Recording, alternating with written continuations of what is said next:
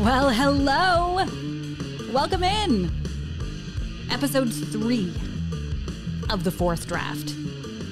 I'm your host, Erin Trafford, and we're going to do something a little different for this episode.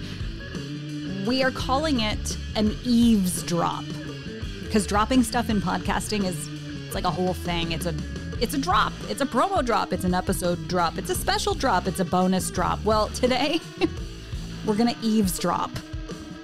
And I kept this so simple. I didn't futz, I didn't fiddle with the sound. This is literally the raw drop because I want you to feel the raw conversation.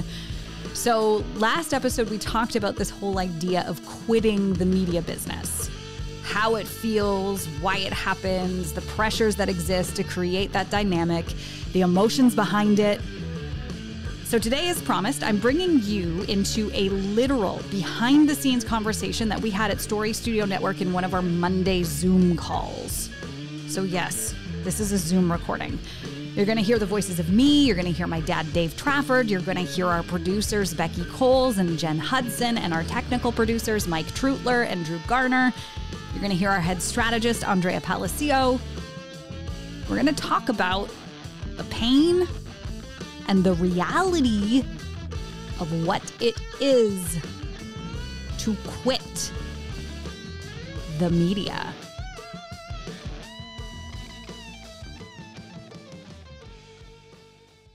So one of the things that has been coming up as I've been chewing on this and talking to a bunch of folks is this idea of, I think you guys saw the post, this idea of quitting.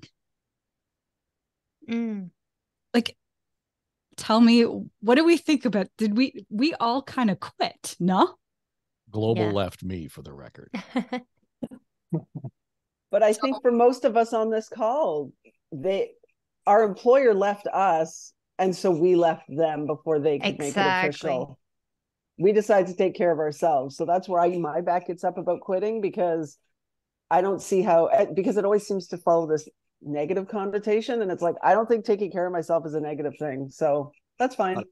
It can have a positive connotation, though, with the idea of, cutting your losses at a certain point and not continuing to dig that hole deeper or whatever. That kind of goes in line, and this is not quite the scenario we're in here with this, but the idea of the gambler's fallacy, that if you just keep playing that next hand, that might be the big one. So it's maybe the same thing with whatever job you're in. You think, I'll stick it out for another year, and then I know something's going to change. At a certain point, it's like, just get out, look for something different. There's no harm in that. That's just how life works. And sometimes you have to just know when it's time to abandon this track and try something different. Because that's also what the definition of insanity is, doing the same thing over and over again and expecting different results. But isn't that what it is to have a job on air? These days, you just go in and it's like Groundhog Day. Well, and it's almost like fight or flight for your whole career, right? Because, when I was in broadcasting school, they were like, okay, so like, if you're in this for the money, or like, because it was mostly guys in my class, the chicks or whatever, like, or the music, like, get out now, here's the door. And, like right from the very beginning, a lot of people are like, like, you're probably going to want to leave. And then you get into the industry and it's like, okay, so there's ratings and there's, people are ratings are done and we're going to move in a different direction. So it always felt like fight or flight. Like, is this the round where they're going to decide this is not the direction they want to go in, and now I'm suddenly unemployed and looking for something else, and I've got to pack up a car and drive halfway across the country to another gig? Like, that's hard.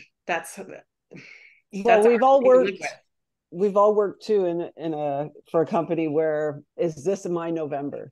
Yeah. Yes. Oh, all of a sudden my body just remembered that feeling. What does that mean? What is this? Well, is this my November? Jamie. You're going to get fired just before Christmas. Mm-hmm. They don't want to fire you in December because that would look bad. So they'll can you in November. And it's ratings September and October. And Yep. Although at a certain point at 10:10, at least from a technical producer standpoint, it did get to a point where the best I could hope for is like, well, they probably won't let me go because they're struggling to hang on to technical producers now. They need us. So they're scraping the bottom of the barrel in terms of staff that they actually have. So at a certain point, it was like, I know they won't get rid of me because they can't afford to, because they don't have enough people. But then that became their problem. For me, I've never stopped loving what I do. I actually would love to be doing that again. That's why I was drawn to this company. I love being on air. I love writing. I love connecting with audiences. I quit my boss and my employer, not the job per se. Yeah, true. I joke when I say, half joke when I say global left me. But I would turn this around because, unlike the rest of you, I was on the other end of some of those conversations where people had their November. And overwhelmingly, historically, the industry has quit in many ways. The industry itself quit on itself. And I say this with all due respect, when the Slate family sold Standard Radio, I didn't blame Gary and the Slates. Gary was asked point blank, why are you doing this now? Well, because he says, this is the end of it. This isn't going to go anywhere from now. This is the time when it's most valuable for me to get out. Gary Slate is not a quitter. Right? I mean, he looked at it, what was there, has turned it into, $1 billion of worth of philanthropy and all kinds of other really interesting support for the arts and culture. And so, but I think the structure, the industry itself was never able to keep up. And in many ways, it quit on itself. The reason that we're all here is because it could not meet our expectations anymore, period. I know you guys were doing your in-depth webinar sessions the last Thursday and Friday, Aaron, you and Jamie. And I read all your notes and I thought, this is really great. I could hear the fireworks going and everything else. But when I got to the heart of what you guys were rediscovering and they were articulating is exactly why we are here. And we said this years ago. Our philosophy has always been audience first. If we do not put our audience at the center of the crosshairs of everything that we do, then we're lost. And it was great because that's what came out of my takeaway from your takeaway on Thursday and Friday. Okay, this really does reinforce why we're all here. So, and that's a hard thing to teach. It really is. It's a hard thing to teach, but it's also, as the person who's running this business, I mean, I understand it fundamentally from a content and an ethos perspective.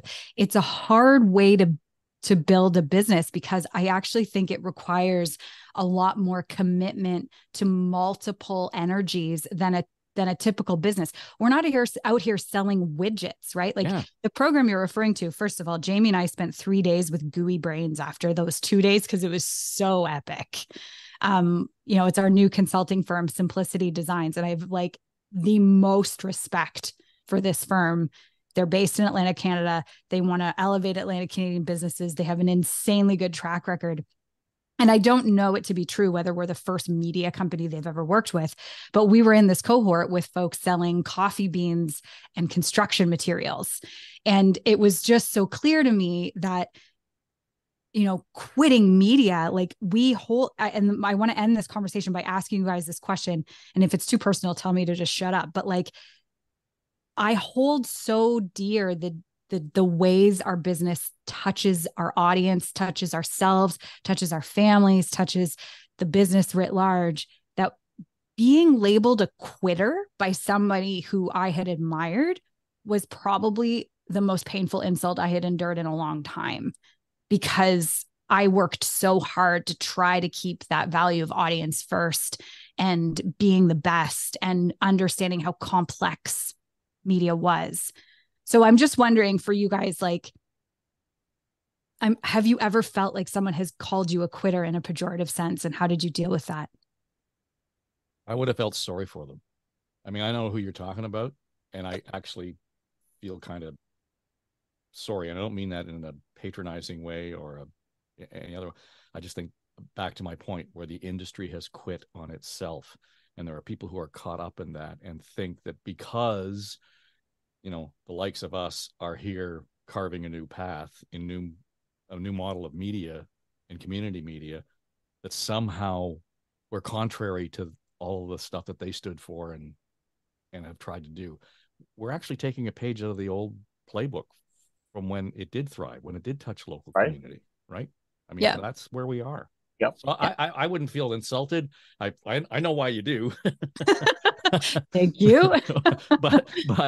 but and if, to be fair, it wasn't directed at me, but indirectly, I guess it was. But I think, there's a really thoughtful individual who's committed to the craft, all the things we valued, and somehow has been swept up in that and lost in it. And to think that somehow you or anybody in this room is a quitter, boy, you're looking at the wrong end of the telescope. Well, and I think it's also imperative to look at this and say it doesn't have to be all one or the other. It is not this or that. Why is it not all? Right? Like, in my view, I'm 100% with you, Dave. The media has quit, like the industry's quit on itself. It's quit on its audience. It's forgotten that radio is a community service. You don't serve your community. Why on earth are they supposed to serve you? Right? So if there's another way to serve a community, then why are we not all getting on board and saying, how can we make this better? As opposed to, well, shit, you quit the radio or the broadcasting industry, so you have no say. Or, you don't know what we're dealing with. We all know what is going on in the industry. We're in it for a long time. And there's a reason why we wanted to see if there's a different way to do it. For me, they always said to me, like, this is not a race to know who's the fastest, but it's like a marathon. And they say it so many times. So when I quit, I felt like they judged me, like you weren't able to handle the marathon, like you were the fast racer.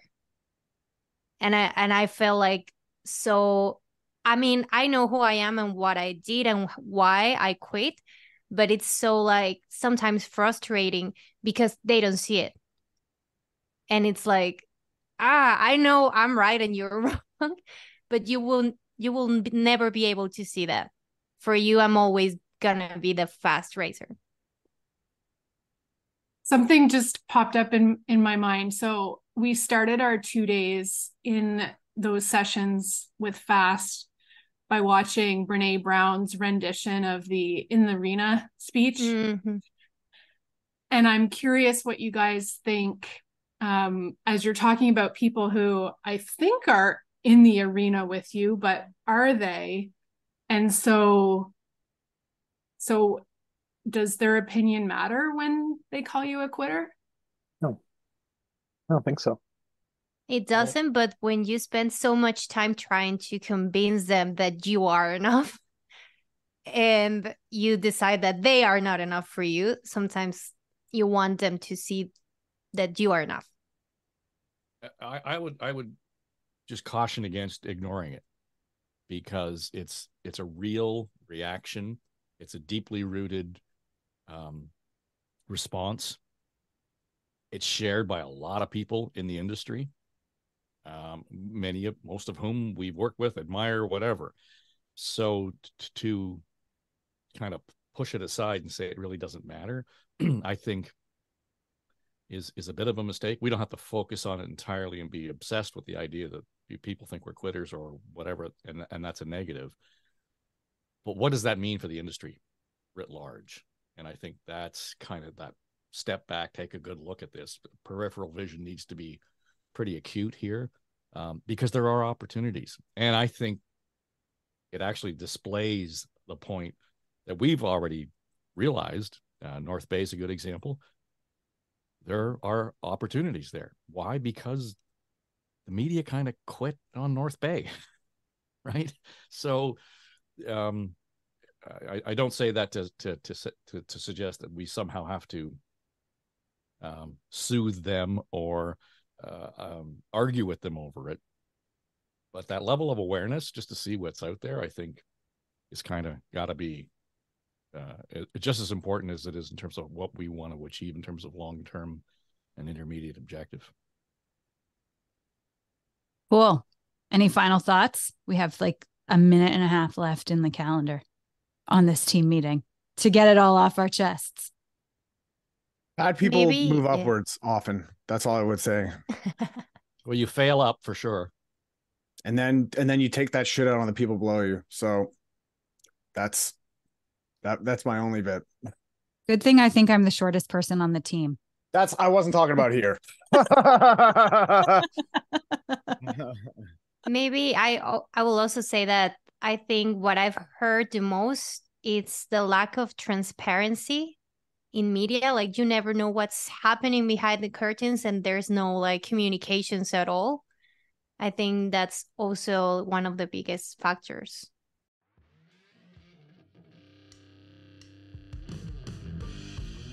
See what I mean? It's kind of complex. Are we all quitters? Or, truth is, I like to think we're just locked on a different future. What do you think? Drop me a note on LinkedIn or pop me an email, hello@storystudionetwork.com. I would love to hear your thoughts. All in all, though, thank you for listening, because in so doing, you've contributed to moving us all forward. And that's what this is all about. Also, massive thanks, so much love in my heart for the entire team at Story Studio Network for this, our first ever eavesdrop. You can see now, I feel like you can see now why I say that our team is the best team. So if you're listening on your phone and you've got that phone in your hand right now, pull it out and remember to rate and review The Fourth Draft on your podcast player and subscribe while you're at it. Share the show with anyone you think might like it, especially those folks who are into branded content, Canadian media, behind the scenes stuff. You know the people. My contact is in the show notes, and as I've already said, I'm obsessed with LinkedIn lately, so if you want to connect over there, awesome sauce. Next episode, I'm going to take things a step further into the future. We've talked a lot about the past in these last few episodes, but I want to go into the future now. Share with you a little bit more about why we and I am so bullish on branded podcasting for both news media and for brands. We're going to dig more into the possibilities and the potentials. I'm Erin Trafford, and this is The Fourth Draft.